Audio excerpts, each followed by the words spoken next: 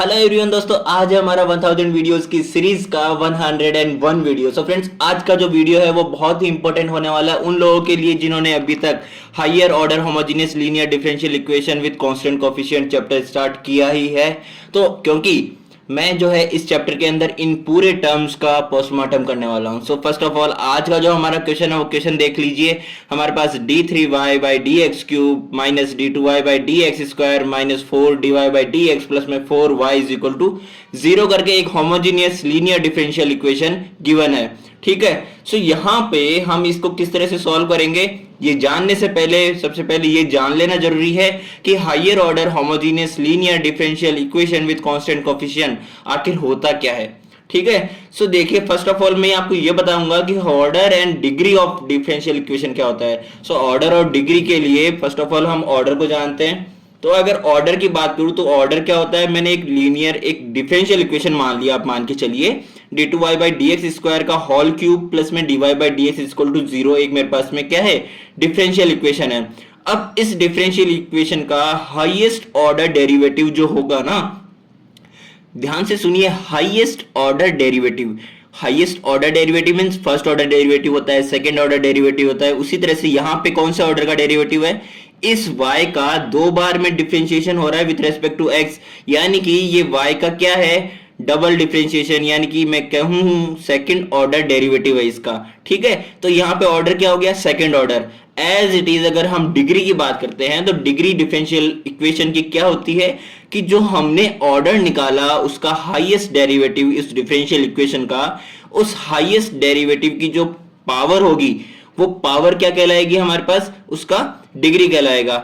सो हम बात करें यहां पे अगर इसकी पावर 5 भी होती ना तो भी हम इसकी पावर 5 को नहीं मानते डिग्री, जस्ट बिकॉज ऑफ हम उसकी पावर कंसीडर की जाती है जिसकी हाईएस्ट ऑर्डर डेरिवेटिव होता है। सो हाईएस्ट ऑर्डर डेरिवेटिव हमारे पास में d2y by D x square है, तो यहाँ पे सेकेंड ऑर्डर डेरिवेटिव की जो पावर होगी वो पावर हमारे पास क्या कहलाएगी, इसकी डिग्री कहलाएगी। इट मींस हमारे पास ये डिफरेंशियल इक्वेशन क्या है, थर्ड डिग्री डिफरेंशियल इक्वेशन है। तो मैं क्या कह सकता हूं कि ये हमारे पास में डिफरेंशियल इक्वेशन जो है ये है third degree second order differential equation. ठीक है, सो अब मैं जो सेकंड बात करने वाला हूं यहाँ पे सेकंड पोस्टमार्टम, वो है ए linear ordinary differential equation of order n with constant coefficient क्या होता है। सो अगर मैं एक जनरल फॉर्म की बात करूं, एक डिफरेंशियल इक्वेशन की जनरल फॉर्म, तो हमारे पास a naught D N Y by D X to the power n plus में a one D to the power n minus one Y by D X to the power n minus one, as it is हमारे पास a N Y is equal to R X है। यहां पर क्या कहा गया है कि a linear ordinary differential equation of order n।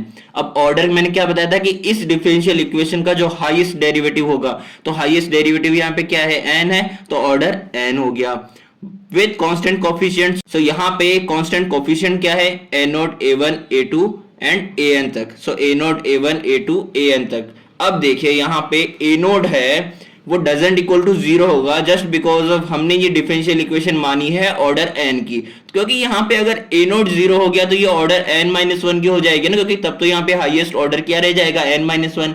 But हम बात कर रहे हैं ऑर्डर n की डिफरेंशियल इक्वेशन की, तो हमारे पास में a0 के लिए मस्ट कंडीशन क्या हो जाएगी, डजंट इक्वल टू 0। ओके, अब मैं बात करूं rx के लिए, तो हमारे पास में rx एक फंक्शन होगा जिसमें ओनली x वेरिएबल्स होंगे। सो यहाँ पे r is a function of x only, and जब हमारे पास में rx डजंट इक्वल टू 0 होगा तब हम कहेंगे non homogeneous differential equation. But हम बात कर रहे हैं यहाँ पे होमोजेनियस डिफरेंशियल इक्वेशन की इस क्वेश्चन में, तो मैं सेम यही डिफरेंशियल इक्वेशन को मैं नीचे वापस से उतार लेता हूं ये समझाने के लिए कि higher order homogeneous linear differential equation with constant coefficient आखिर क्या होता है। तो मैंने कहा कि हमारे पास में r ऑफ x यानी कि r is a function of x only, जब हमारे पास इज इक्वल टू 0 होगा तब हम क्या कहेंगे, ये हमारे पास में होमोजेनियस इक्वेशन होगी, higher order homogeneous equation of order n with constant coefficients. ठीक है, अब जब हमारे पास में rx की वैल्यू क्या हो गई, 0 के इक्वल हो गई। ठीक है, फाइनली हम हमारे क्वेश्चन पे आ चुके हैं जहां पे हमारा क्वेश्चन क्या गिवन है, d cube y by D x cube minus d2y by D x square minus 4dy by D x plus में 4y इज इक्वल टू 0। अब यहाँ पे इस डिफरेंशियल इक्वेशन का ऑर्डर क्या है, तो मैंने कहा था कि जो डिफरेंशियल इक्वेशन है उसका जो हाईएस्ट डेरिवेटिव होगा, तो हाईएस्ट डेरिवेटिव का क्या है, यहाँ पे थर्ड डेरिवेटिव है। इट मींस ये थर्ड ऑर्डर डेरिवेटिव है यहाँ पे, तो इसके इस डिफरेंशियल इक्वेशन का ऑर्डर क्या हो गया, थर्ड हो गया।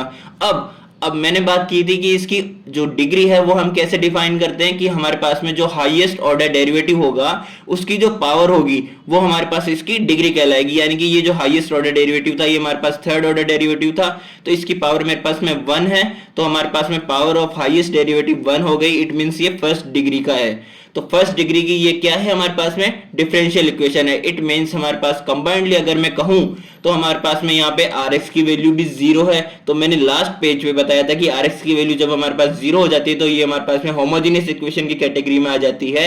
तो हम क्या कह सकते हैं कि ये हमारे पास में फर्स्ट डिग्री, क्योंकि यहां से इसकी ओवरऑल पावर क्या आई थी 1, तो first degree third order homogeneous linear differential equation होगी ये।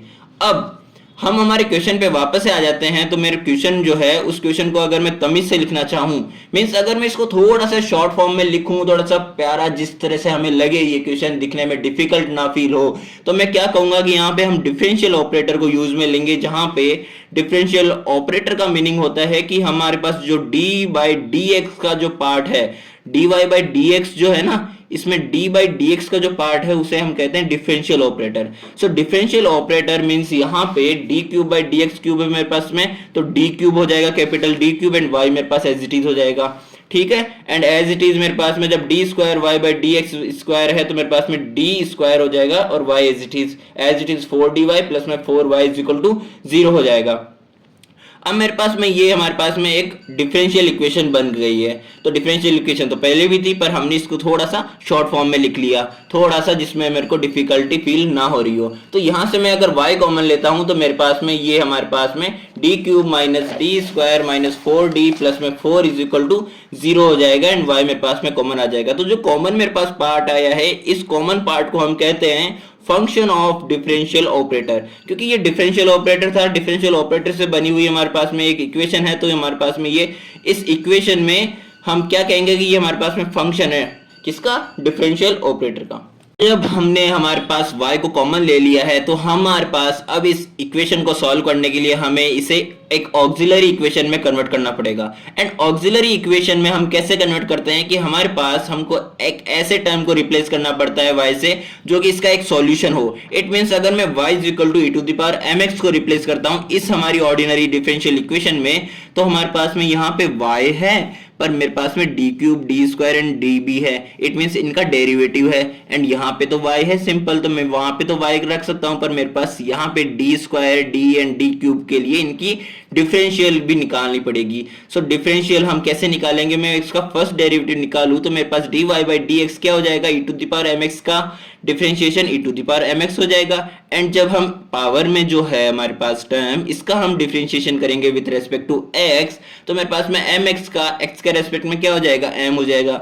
ठीक है, एज इट इज अगर मैं इसका सेकंड डेरिवेटिव निकालता हूं, क्योंकि मेरे पास सेकंड डेरिवेटिव की वैल्यू भी चाहिए, तो सेकंड डेरिवेटिव की वैल्यू क्या हो जाएगी, यहाँ पे m को तो एज इट इज कॉमन रहने देंगे साइड में क्योंकि ये कांस्टेंट है, and e to the power mx का again e to the power mx का जब हम करेंगे डिफरेंशिएशन तो मेरे पास क्या आ जाएगा, m e to the power mx। तो मेरे पास यहाँ से m square e to the power mx हम कह सकते हैं।